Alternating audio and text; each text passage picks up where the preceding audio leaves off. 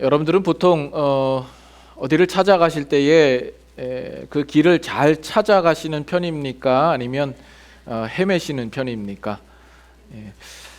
저는 솔직히 말씀드리면 좀 길치이기는 합니다. 근데 이 방향치라는 것도 있고 길치라는 것도 있는데 그 차이가 뭐냐 했을 때 누가 그런 말을 하더라고요. 어떤 모르는 길에 들어섰을 때에 그 모름에도 불구하고 잘못된 길로 계속 가면 그게 방향치라고 하고요. 어떤 모르는 길에 들어섰을 때에 여기가 아닌데 어디지 하면서 당황해하고 뇌가 정지된 듯한 느낌을 받으면 그게 길치라고 합니다. 근데 최악의 경우는 이 방향치와 길치를 둘 다 가지고 있는 사람인 경우라는 거죠. 옆에서 사람이 볼 때는 아니 이 사람이 분명히 길을 모르는 것 같은데 신나서 자기 혼자 막 가더니 엄한 곳에 도달해서 여기다 그리고 스스로 좋아하는 그런 사람이라고 합니다. 우리가 지금 로마서 거의 중반에 도달하게 됐는데 우리는 이 로마서에 들어와서 우리가 그 길을 헤매고 있지 않은지 한 번쯤 되돌아보아야 할 필요가 있다고 생각합니다. 자칫 우리가 이 로마서에 들어와서 길을 잃고 헤맬 수 있는 그런 가능성이 있기 때문에 오늘은 그런 부분들을 우리가 다시 한번 되돌아보는 시간을 가지면 좋겠습니다. 우리가 이제 로마서 7장에 이제 들어서게 되었죠. 이 로마서 7장은 상당히 유명한 장입니다.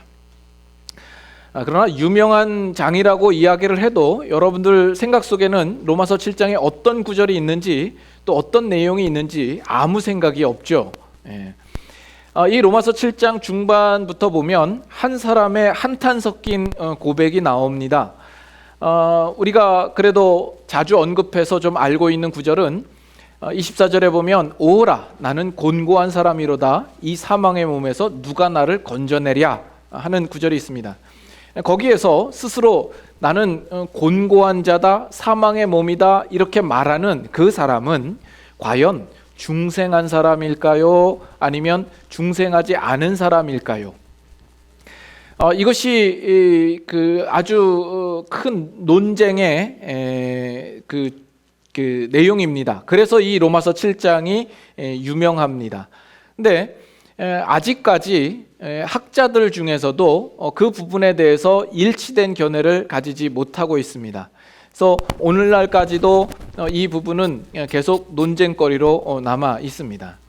근데 자칫 우리가 이 로마서 7장을 볼 때에 우리의 지적 호기심 때문에 그 논쟁 속으로 휘말리게 되면 결국 우리는 출구를 찾지 못하고 그 안에서 헤매게 될 가능성이 있는 것이죠.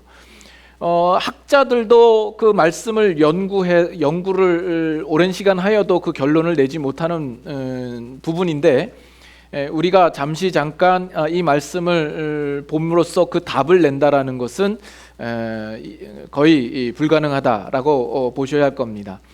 그것은 자칫 이 로마서 7장이 가지고 있는 그 부요함을 우리가 놓칠 수 있는 위험성이 있습니다.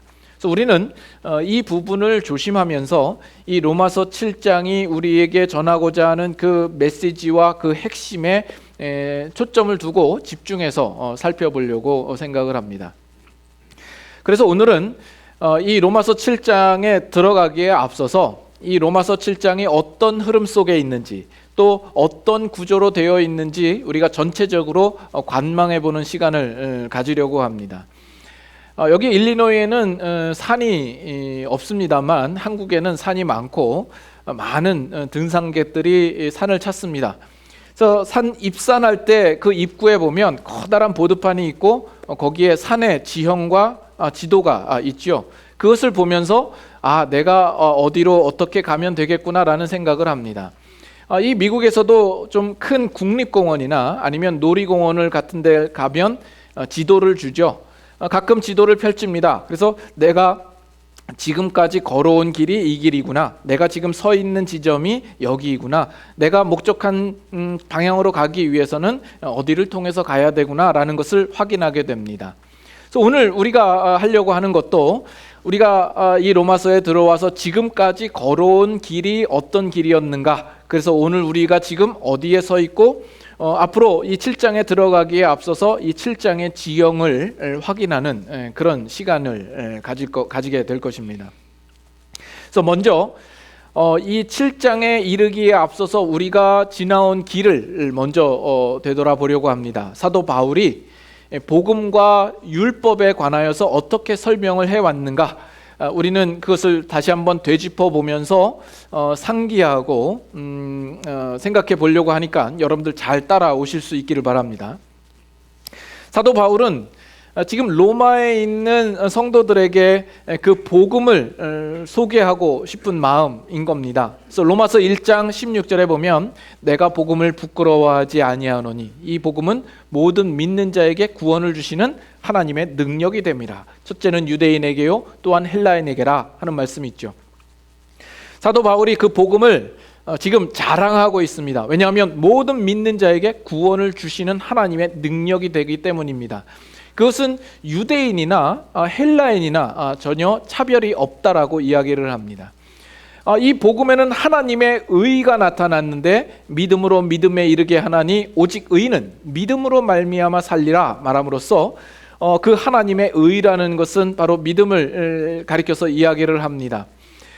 그러면서 이 복음의 동전의 양면처럼 다른 이면에 있는 부분들부터 점검하며 시작을 합니다. 그래서 로마서 1장 18절부터는 하나님의 진노가 경건치 않은 자들과 불의에 대하여서 나타난다라고 이야기를 합니다. 죄인들에 대하여서 하나님의 심판이 임할 것을 분명하게 말하고 있는 것이죠. 그 하나님의 심판 가운데 이 율법을 가지고 있는 유대인들도 포함이 됩니까? 그렇죠. 율법을 가지고 있는 유대인들도 이 하나님의 심판에서 제외될 수 없다, 예외될 수 없다라고 분명히 이야기를 합니다. 왜냐하면 그 율법으로는 우리가 의롭게 될 수 없기 때문이죠. 로마서 3장 20절 한번 잠깐 보십시다. 로마서 3장 20절. 자, 제가 먼저 읽겠습니다. 22절만 같이 한번 읽겠습니다. 그러므로 율법의 행위로 그의 앞에 의롭다 하심을 얻을 육체가 없나니 율법으로는 죄를 깨달음이니라. 이제는 율법 외에 하나님의 한 의가 나타났으니 율법과 선지자들에게 증거를 받은 것이라. 다 같이 읽습니다. 곧 예수 그리스도를 믿음으로 말미암아 모든 믿는 자에게 미치는 하나님의 의니 차별이 없느니라. 율법으로는 의롭게 될 수 없다라는 겁니다. 그런데 이 율법 외에 하나님의 한 의가 나타났다라는 거죠. 그것이 뭐라는 거죠? 예수 그리스도를 믿음으로 말미암아 가지는 하나님의 의인 겁니다. 이 율법이라는 것이 우리로 죄를 깨닫게 합니다. 죄를 더욱 죄되게 합니다. 그러나 결정적으로 율법으로는 우리가 의롭다함을 받을 수 없다라는 것이죠. 오직 예수 그리스도를 믿음으로 말미암아서만 우리가 의롭게 될 수 있다라는 사실을 분명히 합니다. 그러나 지금까지 율법을 지키고 율법만을 그들의 신앙의 근거로 잡고 살아왔던 이 유대인들에게 있어서는 그것이 쉽게 동의가 되지 않고 인정되지 않는 것이죠. 그런 유대인들을 위하여서 로마서 4장에서는 사도 바울이 그 유대인들조차도 권위 있게 생각하는 조상 아브라함을 등장시킵니다. 이 아브라함이 하나님 앞에 의롭다 하심을 얻고 하나님과의 언약 관계를 가질 때에 그가 무할렛이었고 율법이 아직 들어오지 않았던 시기가 아니냐, 이 아브라함조차도 믿음으로 의롭게 된 것이다 라는 사실을 이야기를 하는 겁니다. 그리고 로마서 5장에 가면 아담과 예수 그리스도를 비교를 하죠. 아담이 범죄함으로 말미암아 죄가 세상에 들어오고 그 죄로 말미암아 모든 사람이 사망에 이르게 되었다 하는 겁니다. 그러나 이제는 예수 그리스도께서 오셔서 그의 의로우신 행동으로 말미암아 우리가 은혜로 새 생명을 얻게 되었다 하는 겁니다. 그래서 그 결론으로 5장 21절 한번 보실까요? 5장 21절 다 같이 한번 읽습니다. 이는 죄가 사망 안에서 왕노릇한 것 같이 은혜도 또한 의로 말미암아 왕노릇하여 우리 주 예수 그리스도로 말미암아 영생에 이르게 하려 함이라. 죄가 사망 안에서 왕노릇했던 것 같이 이제는 은혜가 그 의 안에서 우리에게 왕노릇한다라는 이 결론을 이야기를 합니다. 그래서 여기까지 사도 바울이 이야기하는 것이 우리는 오직 믿음으로 말미암아 의롭게 된다라는 이야기를 하고 있는 겁니다. 그럼으로써 이 율법에는 상당한 타격이 입게 된 거죠. 율법이 짓이겨진 것 같습니다. 율법이 낙다운된 것 같고 완전히 KO 당한 것 같습니다. 이 죄인이 이 율법에 대하여서 순종함으로써 의롭게 되는 것이 아니라 오직 예수님을 믿음으로 말미암아서만 의롭게 된다라고 이야기하고 있기 때문에 그렇습니다. 그래서 여기에는 이걸 보면 하나님의 은혜와 율법이라는 것이 상당히 대조되고 양립되는 듯한 느낌이 보입니다. 그리고 사도 바울의 표현 속에서는 이 율법에 대해서는 상당히 부정적인 표현들이 많이 등장을 했었습니다. 이 로마서 5장 다음에 이 5장 다음에 바로 로마서 8장으로 건너뛰어도 사실은 무방합니다. 문맥상 전혀 어려움이 없습니다. 근데 그 사이에 로마서 6장과 로마서 7장이 부연 설명처럼 들어가 있는 겁니다. 이 사도 바울이 한 진술에 대하여서 문제 제기를 하고 그 문제 제기한 것에 대한 답으로서 지금 사도 바울이 이야기를 하는 거죠. 로마서 5장 20절에 사도 바울이 한 얘기가 율법이 들어온 것은 죄를 더하게 하려 하며 죄가 더한 것에 은혜가 넘쳤다라고 이야기를 합니다. 그걸 듣고 죄를 더해서 죄가 더한 것에 은혜가 넘쳤다고 하니까 그러면 우리가 더욱 은혜를 넘치게 하기 위해서 죄를 더욱 지어야 된다라는 이야기가 아닙니까? 하는 질문이 나오는 거죠. 거기에 대해서 사도 바울이 로마서 6장에 우리는 바로 예수 그리스도와 연합하여 세례를 받은 자들이다. 예수 그리스도께서 죽으실 때에 우리도 함께 죽고 예수께서 부활하심으로 우리도 그와 더불어 새 생명을 얻은 자가 되었다 하는 겁니다. 그러므로 우리는 이제 그리스도 안에서 새로운 존재가 되었고 새로운 신분과 지위와 운명을 가진 자로서 완전히 새로운 영역 속에 들어온 자들이다. 그래서 우리는 죄에 대하여서는 죽은 자요 하나님께 대하여서는 살아난 자이다. 우리는 더 이상 법 아래 있지 아니하고 율법 아래 있다 이야기를 하는 거죠. 그렇다고 한다면 우리가 은혜 아래 법 아래 있지 아니하고 은혜 아래 있다고 한다면 그러면 우리가 죄와 상관없이 아무렇게나 살아도 된다는 이야기 아닙니까? 거기에 대한 사도 바울의 대답이 하나님께서 우리에게 넘치도록 은혜를 주신 것은 죄를 조장하게 하기 위함이 아니라 거룩을 조장하게 하기 위함이다라는 겁니다. 너희가 전에는 죄의 종이었을 때에 어떤 열매를 맺었느냐? 아무런 열매를 맺지 못하지 않았느냐? 그러나 이제는 너희가 하나님의 종으로서 거룩함에 이르는 열매를 얻게 되지 않았느냐? 이것이 지난주까지 우리가 함께 나누었던 내용입니다. 그래서 지금 우리가 서 있는 이 자리까지 우리가 온 것입니다. 여러분 이 자리까지 오는 동안 혹시 길을 잃어버리시진 않으셨습니까? 여러분들 중에 좀 눈에 초점이 좀 흐려지고 개슴츠레하니 오다가 길을 잃으신 분들이 몇 분 계신 것 같아요. 우리가 지금까지 걸어온 길을 이야기했다면 이제 우리가 7장에 들어가기 전에 우리가 가야 할 길을 우리가 또 한번 살펴보아야 합니다. 이 로마서 7장은 하나님의 목적 안에서 율법의 위치가 무엇이냐 하는 그 내용을 이야기하고 있습니다. 이 7장 안에는 법 또는 율법 그리고 계명 이런 단어가 자주 등장합니다. 우리가 읽은 본문 1절에서 4절에도 매 구절마다 등장을 하고요. 로마서 7장 1절부터 8장 4절까지 그런 단어가 35번 등장을 합니다. 예수님께서 우리에게 오셔서 새 시대가 시작된 지금 이 그리스도의 삶 가운데 이 율법의 위치가 무엇이냐 하는 거죠. 이것은 우리 오늘날 살아가고 있는 우리 그리스도인들의 삶 속에서도 여전히 고민이고 또 관심거리 아니겠습니까? 구약에 하나님께서 그토록 많은 율법을 주셨는데 오늘 우리들의 삶 속에서 그것이 무슨 의미가 있느냐 하는 겁니다. 여러분들에게 좀 더 알기 쉽게, 이해하기 쉽게 좀 설명을 드리면, 사도 바울은 지금까지 우리는 예수 그리스도를 믿음으로 말미암아서 의롭게 되어진다 하는 사실을 분명히 했습니다. 칭의적인 면에서 분명하게 이야기를 했습니다.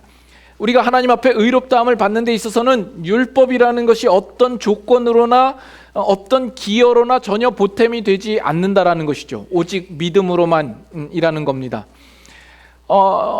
그러자 이 사도 바울이 율법을 무시하는 것 같고 또 율법을 묵사발을 낸 것 같고 율법에 대하여서 배타적인 마음을 갖는 것 같습니다. 실제로 사도 바울이 그런 것은 아닌데 유대인들이 보기에 또 그냥 얼핏 보기에 그런 생각이 들 수 있다라는 것이죠. 그런데 지금 이제는 우리가 믿음으로 말미암아 의롭게 된 자로서 이제는 거룩함으로 나아가야 하는 문제가 이제 남아 있는 겁니다.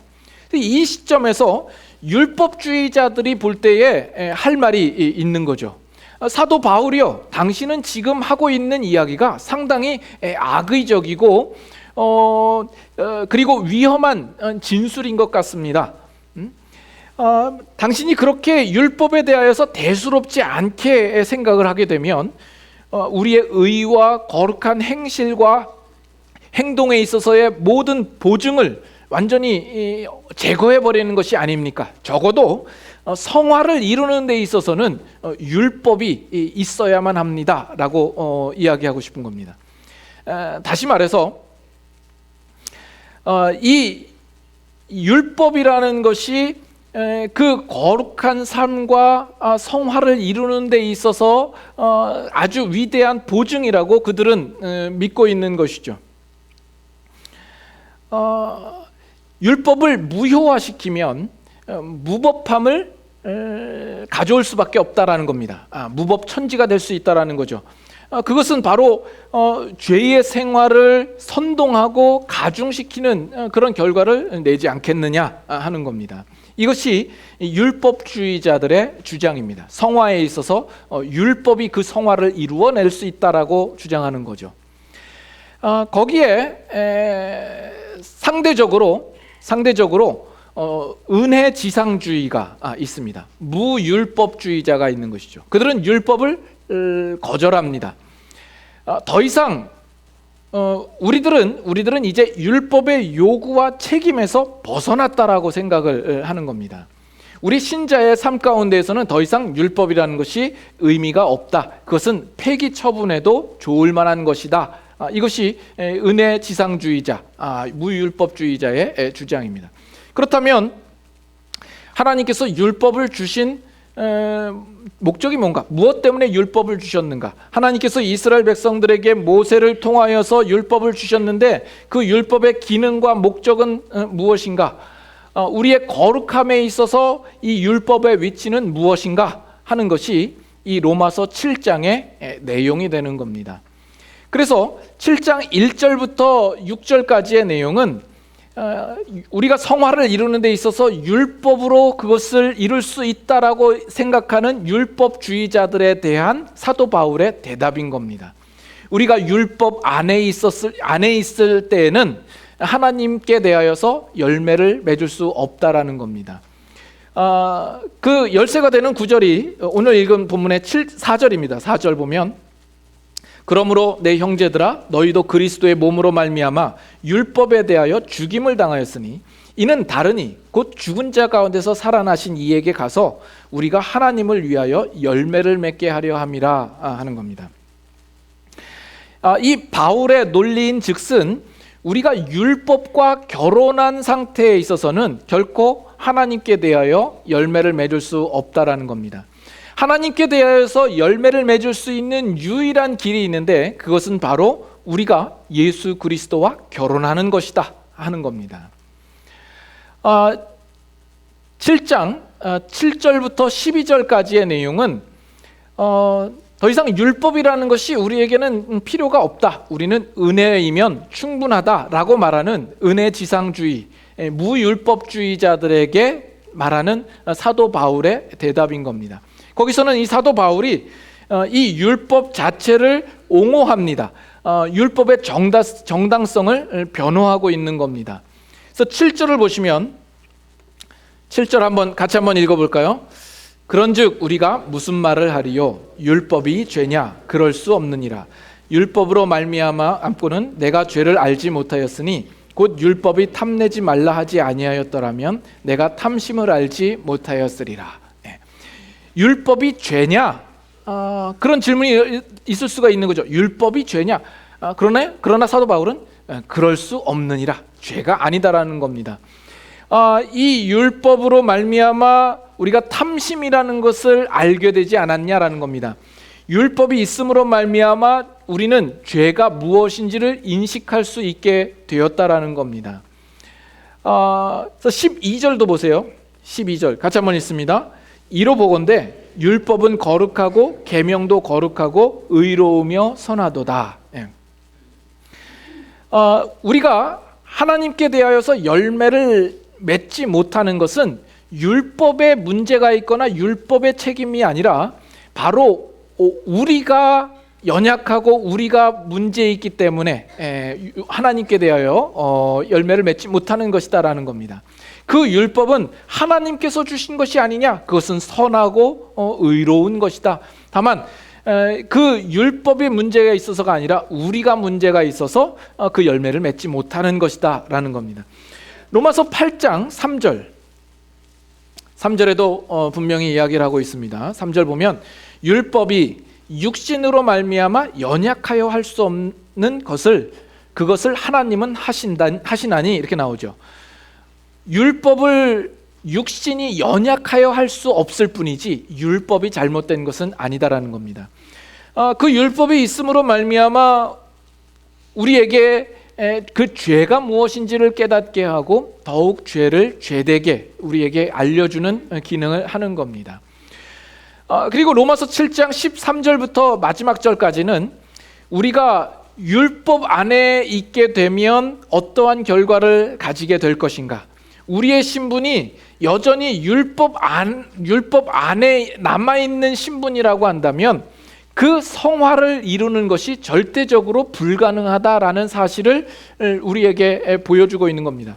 그래서 그 내용을 보면 율법 안에 있는 자가 가지는 내적인 갈등과 그 딜레마가 그 내용 속에 나오고 있는 겁니다.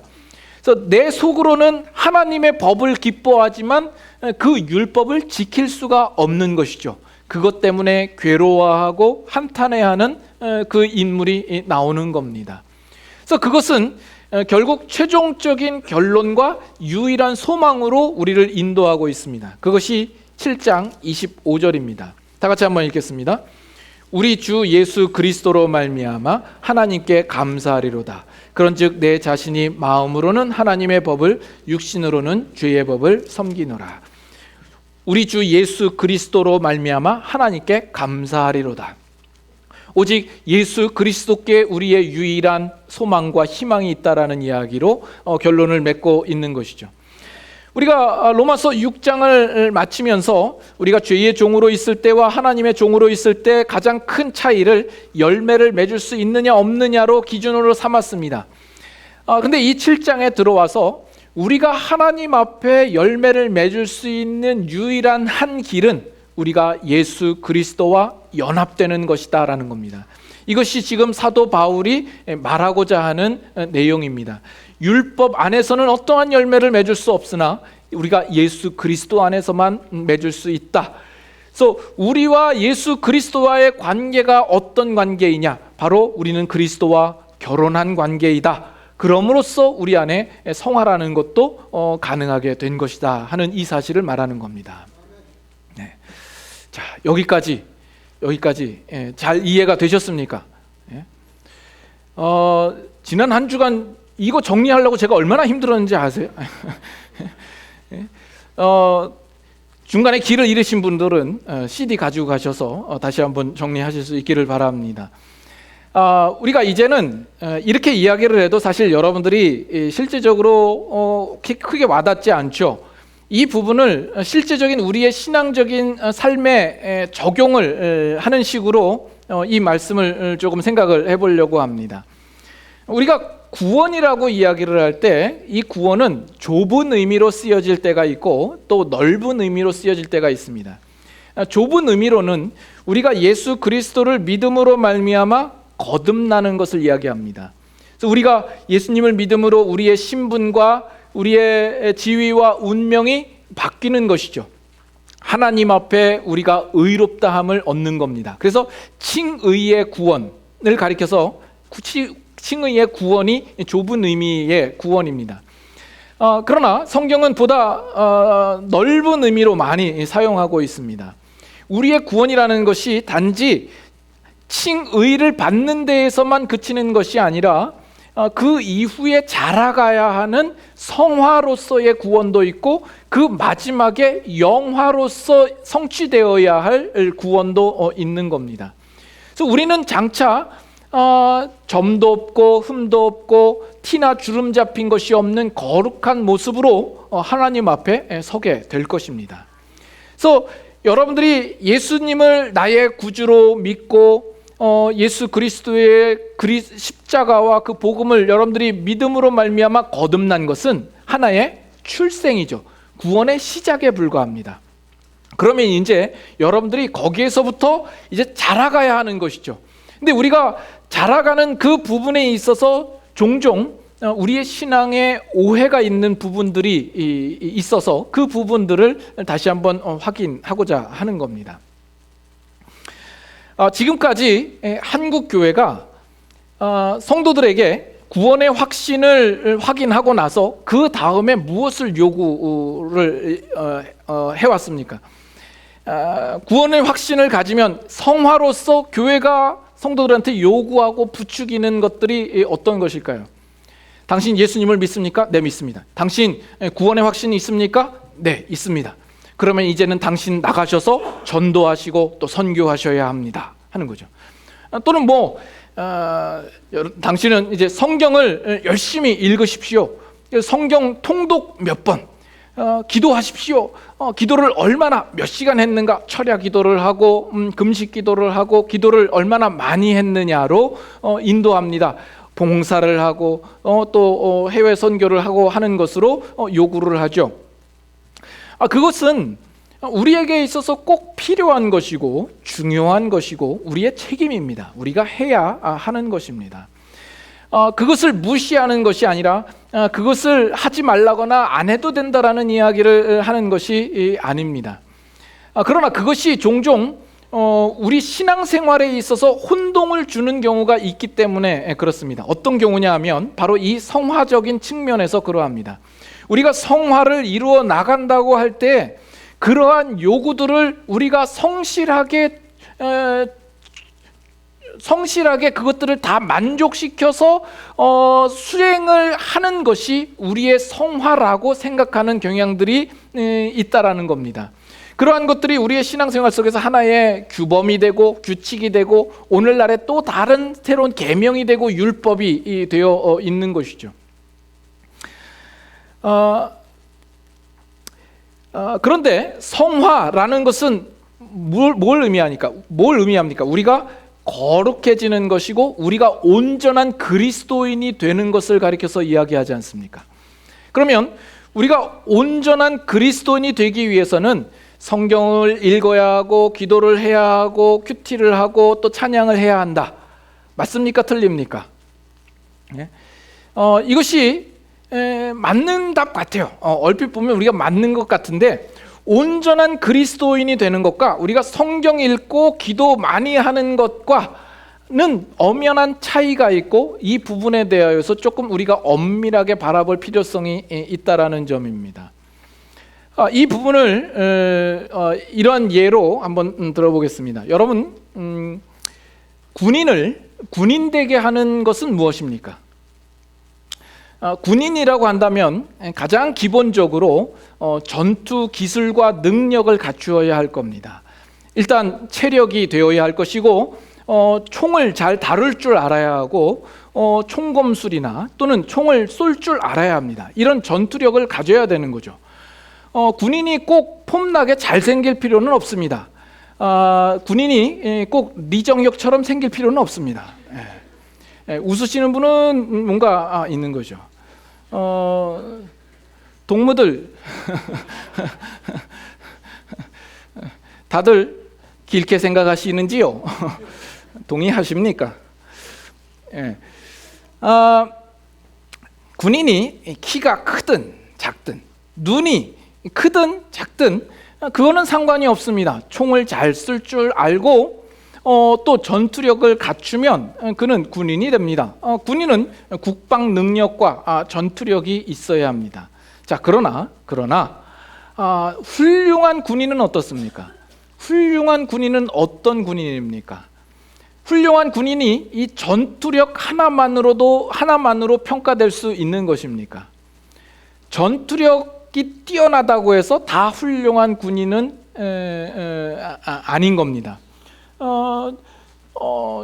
전투력 이라는 어떤 기능 하나만으로 훌륭한 군인이 어떤 군인이 있습니까?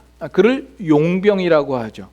용병은 전투력이 뛰어나다고 할지라도 훌륭한 군인이라고 이야기하지 않습니다. 그는 자기의 이기적인 목적을 따라서 자기의 이익과 돈을 챙기기 위하여서 일할 뿐입니다.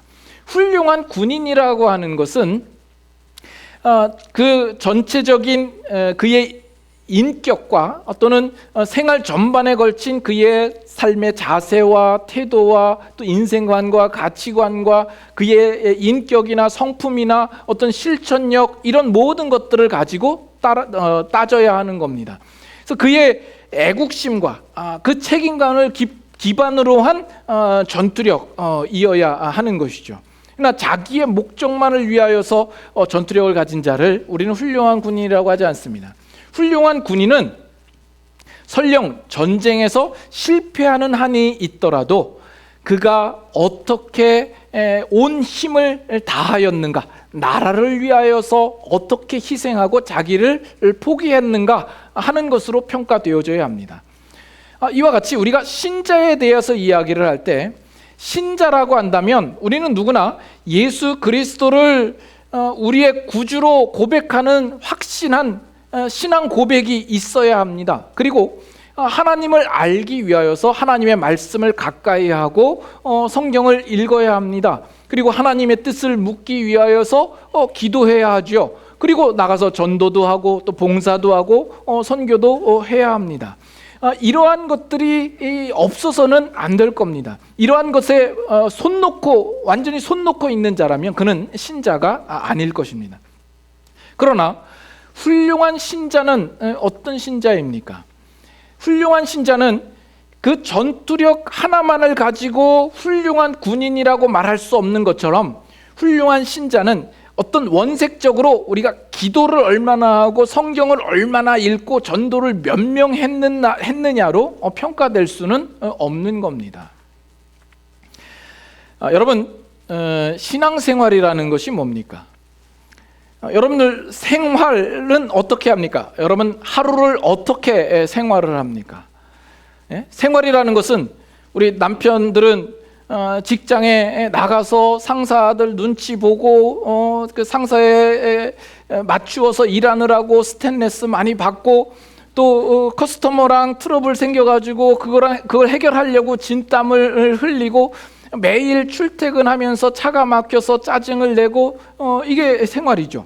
우리 아내들은 아이들 보고 일어나라고 하는데 안 일어나고 늑장 부려서 소리 빽빽 지르고 셀폰 보지 말라고 그러는데 셀폰 봐가지고 신경질 내고 저녁에 밥상 다 차려놨는데 이 남편이 혼자서 밖에서 맛있는 거 처먹고 들어와서 정말 그 열받고 이게 생활이죠. 이게 일상생활입니다.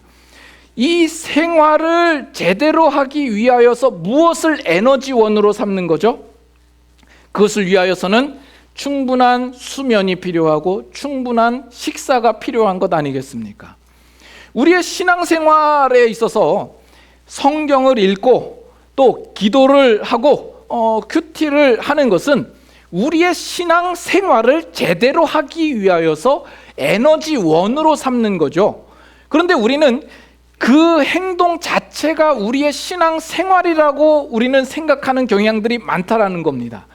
그래서 어떻게 신앙생활을 하세요? 저는요, 하루에 3시간씩 기도하고요, 3시간 동안 성경을 읽어요 하는 이 얘기는 나는 하루 동안 12시간을 자고요, 12시간을 먹어요 하는 이야기랑 크게 다를 바가 없는 겁니다.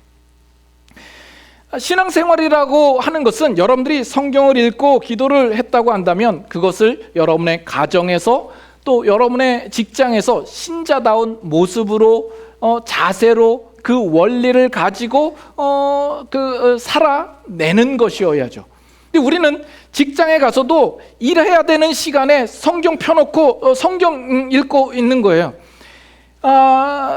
그렇게 하면 뭔가 좀 더 다니엘 같아 보이고 사도 바울처럼 보일지 모르겠습니다만은, 물론 우리가 그럴 수 있어요. 우리가 수면이 부족하면 잠시 책상에 엎드려서 잘 수도 있고, 또 우리의 영양이 부족하면 식사 중간중간에 간식을 챙겨 먹을 수도 있는 것과 같이, 여러분들이 어떤 영적으로 그런 어떤 공급이 필요하다고 한다면 여러분들이 어느 시간 어떤 때를 쪼개서 여러분들 마음대로 그것을 할 수는 있습니다. 그러나 가장 바람직한 것은 규칙적으로 충분한 수면과 식사를 함으로써 다른 생활에 지장받지 않고 그 생활 속에서는 마땅히 감당해야 될 그 일들을 충실히 하는 것이 가장 바람직한 것이죠. 우리의 영적인 신앙생활도 그러해야 합니다. 근데 우리는 어떤 생각을 가지냐면, 신앙생활이라는 것이 어떤 성경 읽기, 기도하기 이런 것으로 딱 규정되어 가지고 우리의 일상생활 속에서 그런 종교적인 행위를 할 수 있는 시간을 더 많이 확충하는 것이 우리의 신앙이라고 생각하는 일들이 많다라는 겁니다. 신앙생활이라고 하는 것은 우리가 성경을 읽고 기도하고 큐티하고 전도하고 봉사하는 것보다 훨씬 넓은 의미입니다. 때로는 종교적인 형태로 나타나지 않을 때가 많습니다. 오히려 그때가 더 많은 겁니다. 여러분들이 성경을 통하여서 공급을 받고 기도를 통하여서 여러분들이 어떤 분명한 영적인 공급을 얻었다고 한다면, 그것으로 여러분들이 자식을 교육하는 데 있어서, 또는 여러분들이 이웃을 대하는 데 있어서, 또는 직장 동료를 대하는 데 있어서 신자다운 모습으로 나타나야 되는 것이죠. 여러분의 삶의 모든 순간과 모든 결정해야 되는 순간 속에서 여러분들이 어떻게 결정할 것인가, 또 여러분들이 가야 하는 그 방향 속에서 그 방향에서 흐트러지지 아니하고 한 방향을 유지하여서 나아갈 것인가의 싸움이 필요한 겁니다. 네, 예전에 우리 그 신앙생활한 한국 많은 선배들이 그런 경우들이 있었습니다만은, 언제 어디 가서 산기도를 한번 줄기차게 하고 오고 철야기도 하면서 금식기도를 하고 오면 교회 안에서 모든 사람들이 우습게 보이기 시작하는 거죠. 눈이 째져가지고 토끼 눈을 해가지고, 목사님 요즘 기도 안 하시죠? 이렇게 묻는 거죠. 아니, 기도를 해가지고 결국 우리가 목적하는 것은 예수 그리스도를 닮아가자는 데에 목적이 있는 것 아닙니까? 근데 어디 예수님이 어떤 그런 모습을 보인 적이 있느냐 말입니다. 지금 로마서에서 이 유대인들이 이 율법이야말로 우리의 성화를 이루는 데 있어서 가장 중요한 것이다라고 말하는 것처럼, 오늘 우리의 신앙생활 속에서 어떤 우리가 가지고 있는 신앙의 행위나 신앙의 규범들이 우리를 성화하게 만든다라고 생각하는 것은 큰 오해가 될 수 있다라는 점입니다. 율법 자체, 신앙 행위 자체가 우리를 성화하게 하는 것은 아닙니다. 그것들로 하여금 우리가 깨닫기도 하죠. 그것이 우리의 부족함을 드러내기도 합니다. 우리의 죄된 것을 깨닫고 알게 합니다. 반대로 아니 굳이 시간을 내서 그냥 정기적으로 예배를 드리고 성경을 읽고 기도하는 것, 그런 것은 다 율법적인 거야. 그저 신앙은 진심만 가지면 되지라고 생각하는 것은, 나는 밥 먹지 않고 규칙적으로 밥 먹지 않고 잠자지 않아도 그렇게 생활할 수 있어, 이렇게 말하는 사람은 거의 살지 않기로 하는 사람이나 마찬가지입니다. 신자란 구원 이후에 우리는 거룩함으로 나아가야 합니다. 그러기 위해서 하나님께서 우리에게 은혜를 허락하여 주셨고, 그 일들을 완성하도록 하기 위하여서 우리를 예수 그리스도와 묶으신 겁니다. 우리를 연합시키신 거예요. 우리가 예수 그리스도 안에 있게 함으로써 그 성화를 완성되게 하시도록 하나님께서 하신 것이죠. 그것이 실패가 없도록 하는 겁니다. 우리의 의지와 우리의 노력을 근거로 한 율법으로서는 이 성화를 온전히 이루어낼 수 없다라는 것입니다. 다만 우리는 우리의 신앙 속에서 실패하는 경우가 있죠. 그 실패 속에서 우리는 우리의 실패를 보고 우리는 안타까워해야 되며 부끄러워해야 합니다. 그러나 우리가 나는 이런 걸 보면 신자가 아닌가 보다, 이런 생각은 하지 말아야 하는 겁니다. 우리는 언제나 넘어집니다. 지난주에도 사시는 동안 여러분들은 실패했을 거고, 앞으로 살아가는 일주일 동안에도 여러분들은 실패할 겁니다. 여러분들의 사는 동안 100번, 1000번, 수만 번 실패를 해도 좋습니다. 그 실패 속에서 우리는 부끄러워해야 합니다. 그러나 부끄러워할진정 우리가 나는 신자가 아닌가 봐, 나는 하나님의 자녀가 아닌가 봐, 나는 구원받지 못했나 봐, 하나님이 날 버렸나 봐 라고 생각하지 말아야 합니다. 그것은 죄의 유혹입니다. 우리는 더 이상 죄의 정죄 아래로 들어가지는 않는 겁니다. 우리가 예수 그리스도 안에 있기 때문에 그렇습니다. 우리가 학창시절에 시험을 보죠. 이 시험을 보는 것은 우리의 실력을 평가하기 위함입니다. 우리의 지적 수준이 어느 정도인가를 객관적으로 평가하기 위해서 시험이 있습니다. 우리 부모된 입장에서는 그 자녀가 시험을 잘 치러서 성적이 올라가고 그래서 지적 수준이 높아지기를 바랍니다. 근데 이 자녀가 시험을 못 봤어요. 많이 틀려요. 낙제 점수를 받았어요. 그 낙제 점수를 받았다고 해서 나는 우리 부모의 자녀가 아닌가 봐 라고 생각을 한다면 얼마나 어리석은 것입니까? 그 시험을 못 봤다고 한다면 나 자신에 대하여서 내가 아직 실력이 이 정도구나, 내가 아직 한참 모자라구나, 내가 이런 부분에서 약하구나, 내가 더 공부하고 더 열심히 해야 되겠다라고 생각을 하고 공부에 전념하는 것이 옳은 것이죠. 또 반대로 아니 내가 시험을 못 치고 낙제를 했다 할지라도 부모님이 나를 자녀로 삼은 이 일에 대하여서 결코 나를 내치시지 않는구나, 그러면 나는 놀아도 되겠네, 그리고 탱자탱자 놀면서 시험에 들어가서도 다 찍고 나온다면 그것 또한 얼마나 한심스러운 일입니까? 이것이 지금 오늘 이야기하고 있는 이 로마서 7장에 대한 그 내용에 대해서 아주 간략하게 설명하는 방법입니다. 어쨌든 이 율법은 더 이상 우리의 정죄를 위한 용도로서는 힘을 쓰지 못합니다. 우리 자신을 율법 아래로 끌고 들어올 필요는 없습니다.